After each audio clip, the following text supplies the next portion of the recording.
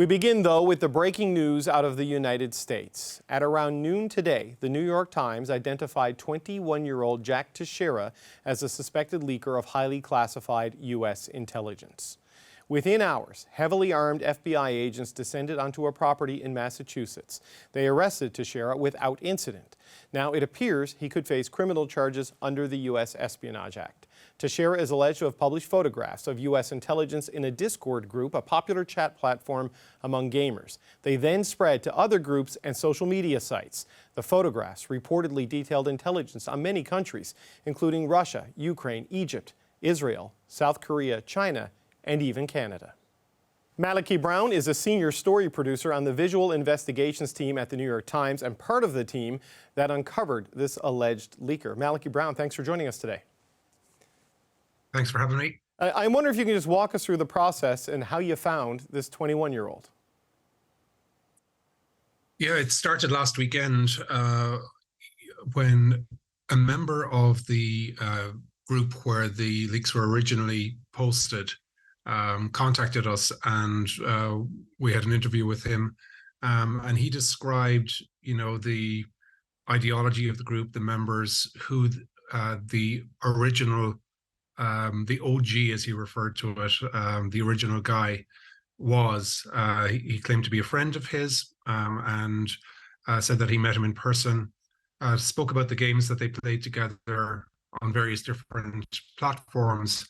And that allowed us enough information to go online and to identify gaming profiles, within this cluster of tight-knit friends, gaming friends, and identify somebody of interest.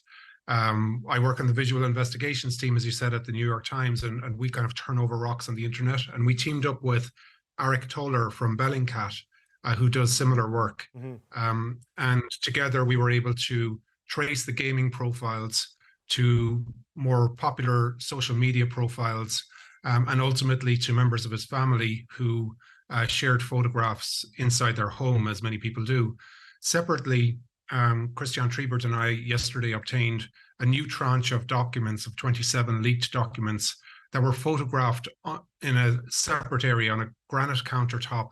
And that granite countertop and the flooring that you could see in the background of these photographs matched the leaked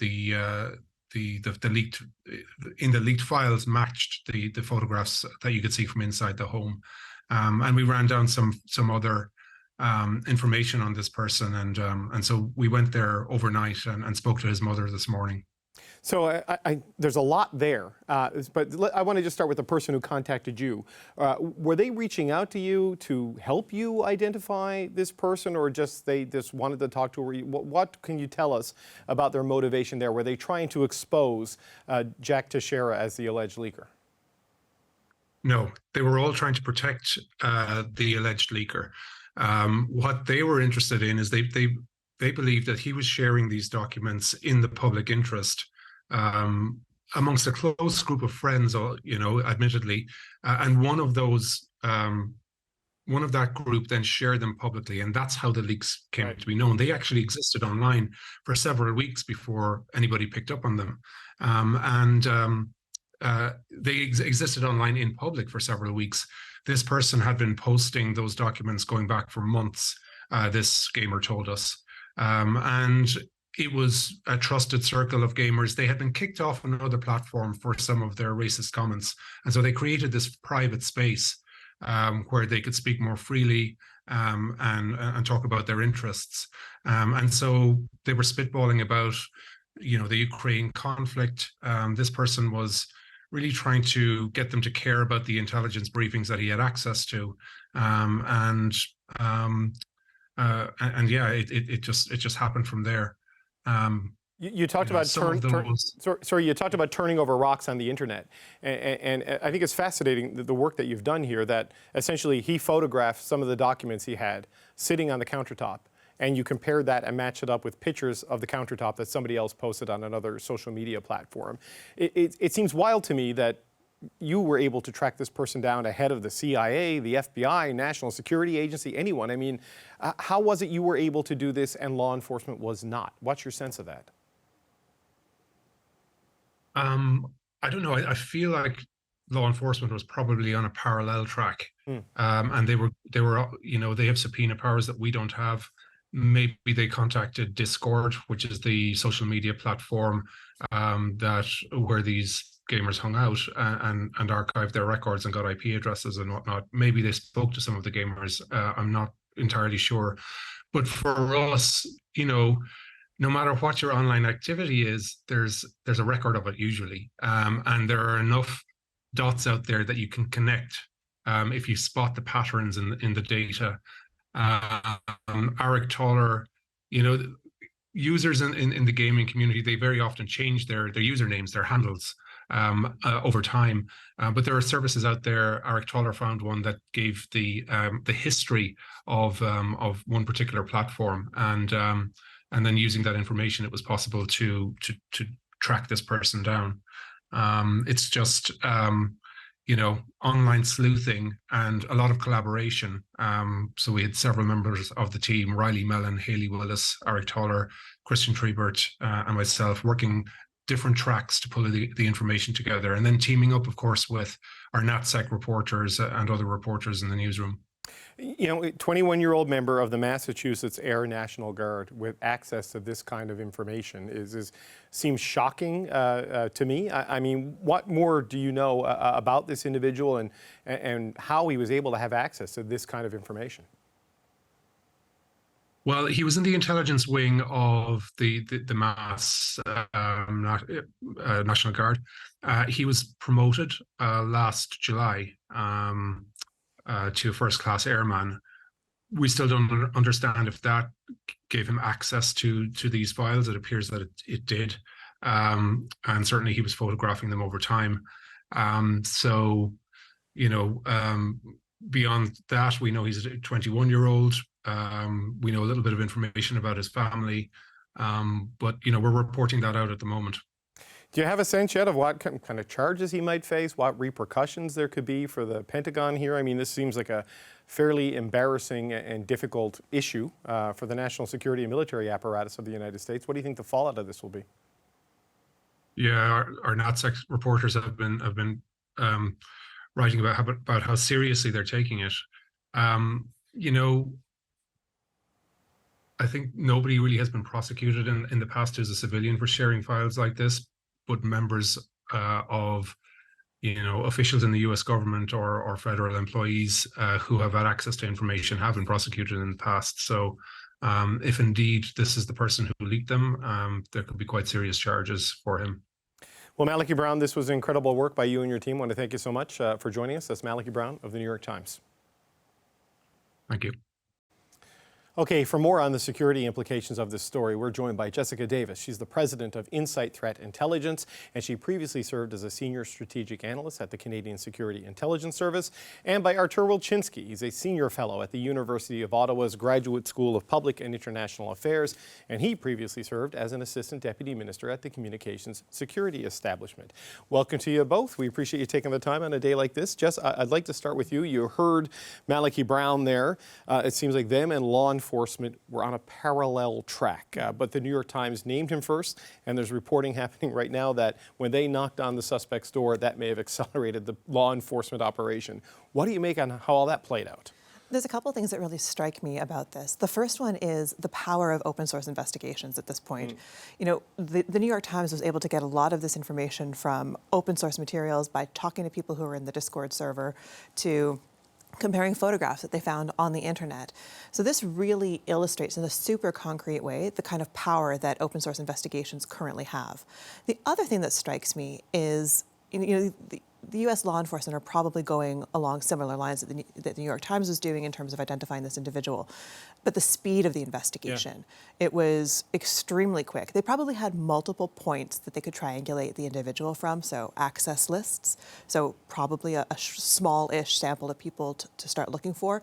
The Discord server really narrowed it down, so they could really accelerate that process. So those are the two things that really strike me in the investigation. Right, and apparently countertops. You go to Home Depot and look at countertop samples, and that's how you track it down. But Artur, the suspect, he's a 21-year-old member of the intelligence wing of the Massachusetts Air National Guard, a first-class airman.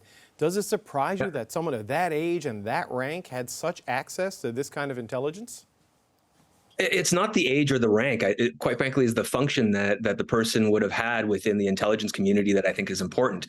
And I think one of the things that I've noticed already in an online commentary about this was the function that this person allegedly had within the intelligence wing, which was one that was tied to systems management. So it's quite frankly similar in terms of potentially the role that Edward Snowden had when he was a contractor in terms of access to technology. And it raises questions around how does the intelligence community separate content from management of the actual systems on which very classified information travels. So just walk me through that for people who they know of Edward Snowden, but they don't know specifically how he was able to access. So was he like an IT guy who had access to things and he was able to get stuff he shouldn't be at? Yeah. Go ahead. So that's exactly it. Is if this person had access as a person who manages the system, the actual technology that classified information travels on, then they would have also potentially had access to the content of those systems. Right. And that's where I think a lot of intelligence agencies around the world are going to have to ask themselves some hard questions. Are people who have access to the systems, who are systems managers, should they actually have access to the content, which is the highly classified information that, when disclosed, can cause significant damage? Okay, that's interesting. And just, however he was getting this, the allegations that he was sharing this on a Discord group in a private chat with his friends, 20 to 30 people that the New York Times reports they shared a love of guns, racist online memes, and video games. Kind of different, right, from Snowden and all these other cases. What do you make of these revelations? Yeah, the motivation here is a really interesting one. In a lot of other leaks, we've seen motivations that are purported to be in the public interest. So, Snowden really wanted to expose what he thought were some wrongdoings of the U.S. government. In other cases, it's for ideological alignment with a foreign state. We have seen other cases of people leaking information on gaming platforms and gaming chat platforms to basically win an argument. This case, though, seems a little bit different in that he really seems to just wanting to be impressing people and to be establishing himself as some kind of authority, an authoritative figure. And so that's a little bit different in terms of motivation from what we've seen in other cases. Yeah, Artur, it seems to be he was showing off to his buddies, right? Like he was sort of the ringleader of this group of 20 to 30 people, and he was like, look what I can get. That's what it seems to be based on the reporting. Well, based on the reporting, that does look like what it is. And it raises questions around the screening process that went through in terms of providing this person access to these systems in the first place.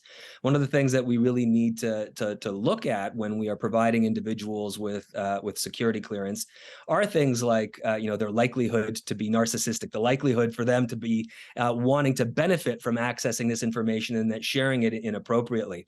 So there is the whole question of how did this person get a clearance in the first place?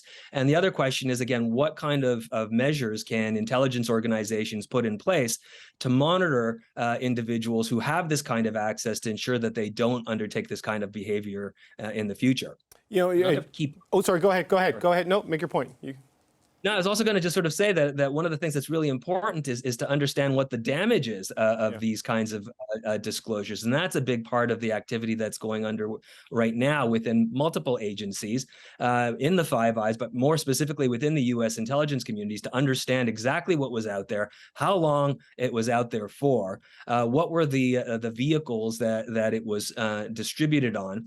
Because quite frankly, those kinds of platforms are the targets of hostile intelligence agencies who are looking for unauthorized disclosures. And if they are available, even to quote unquote, a select group of friends that this person had some confidence in, which is bizarre, this is the kind of information in the platforms that can be vulnerable to hostile state actors who are trying to access classified information or any kind of information about U.S. actors. Right, and Jess, that's kind of where I wanted to go next, is the consequences and the damage. Unlike the issues we've been dealing with here about Chinese foreign interference, there doesn't appear, like some people call this the Canadian leaker either a whistleblower or a leaker based on what it was. There's no whistleblowing component here in any. It was meant to be shared with a small group of people, and some of the information is deep concerns about Ukraine's ability to launch an effective counteroffensive in the spring and the weakness of their air defense. I mean, Joe Biden's downplaying that today, but how damaging are revelations like this? The damage is really difficult to assess at this point, mostly because we don't have a full picture of what these documents were or if there were revised assessments in the short term. Right. But the fact that it can really undermine Ukrainian confidence, potentially, in Americans' confidence in them, so it's sort of a vicious circle. There's also the issue of the impact on other allies. You know, the Americans were basically caught spying on some of their allies. It's not unprecedented. Everyone kind of knows that it looks the other way. Everybody right? in the community knows that this happens, but it does mean that foreign governments then have to démarche the Americans to say, stop spying on us, this is not acceptable. So it does put a chill on those relationships for a little bit. I think the longer term implications of this, similar to what we're seeing in Canada, are really about the chill on information sharing within intelligence communities. When you don't trust the people that you work with, you restrict access to intelligence. Right. But when you restrict that access, you're almost always going to restrict it again to people that really ought to see it. And it's really hard to know exactly who in government really needs to see every single piece of intelligence, because you don't really understand everybody's functions. And there could be one person sitting in a slightly obscure department that reads the intelligence and says, oh, I've got something on that, I'm going to produce a report, and it's going to have a real impact. So when we start to close down that intelligence sharing, it has unintended consequences. And we're going to see that in the United States, and we're going to see that here in Canada with the Canadian leaks. Artur, what's your sense on that? And we have seen the president downplaying it, but they seem to be taking it seriously from a law enforcement perspective. I think they should be taking it seriously from a law enforcement perspective. But I just want to reiterate what Jess was saying. I think that unfortunately, unauthorized and illegal disclosures are not new to intelligence. We're those of us who have been in the system know the drill. We know what we're supposed to do. I do think that one of the big differences between the United States and Canada is in the United States, the intelligence community is far orders of magnitude bigger than it is in Canada. And after the terrorist attacks of September 11th back in 2001, there was a move towards a default to share intelligence, because one of the things that was discovered in the aftermath of 9/11 was that intelligence was available, but not enough people were brought together in terms of analysis that were able to look at the threat. I think now there will be a re-examination about whether or not that default to share has gone too far, and it needs to be more constrained in the U.S. system. In Canada, it's different. Our distribution of intelligence is more constrained. The number of actors that have it is more limited. But I think that it does raise the question about what's going to be releasable to other intelligence partners. But I wouldn't overplay that concern. We're used to these things happening and are used to managing through it. Right. You quick point? Yeah. The one big difference here that we have to emphasize too is that the American leak has been contained. They have made an arrest. That's probably the person who was doing the leaking. The Canadian leak hasn't been contained. That person hasn't been arrested. They could potentially be leaking other information. So this has an ongoing concern for our intelligence partners. The American one is a closed case, more or less now. The Canadian one, wide open. Can I just ask you just a quick question, because maybe this is my naive ignorance about U.S. intelligence. The fact that this was not even like the Air Force, it was the Massachusetts Air National Guard, right? It was like, born out of the, the intelligence sharing in the U.S. goes down to that level this broadly, this significantly? There are hundreds of thousands of people, if not millions, in the United States with security clearances. So yes, the intelligence sharing is broad. It depends a little bit on what the individual was doing. There is potentially some argument to be made for readiness and training, and so access to information might have been a bit broader there. And as Artur was talking about, like the systems administration piece might have been what really enabled the access. But yes, the intelligence business in the United States is an intelligence industry. Okay. All right, gang, we got to leave it there. We really appreciate it. Artur Wilczynski, Jessica Davis, thanks so much.